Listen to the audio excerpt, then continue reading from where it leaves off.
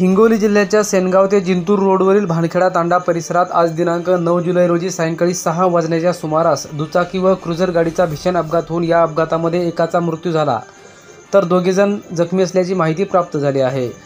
सदर अपघातातील क्रुझर गाडी ही जिंतूरकडून सेनगावच्या दिशेने येत होती तर दुचाकीस्वार हे सेनगावकडून जिंतूरच्या दिशेने जात असताना भानखेडा तांडा परिसरात अपघात घडला। तर या अपघातातील दुचाकीस्वार हे परभणी येथील असल्याची प्राथमिक माहिती प्राप्त झाली असून मात्र मयत व अपघातातील जखमी युवकांची नावे अद्यापही कळू शकली नाहीत।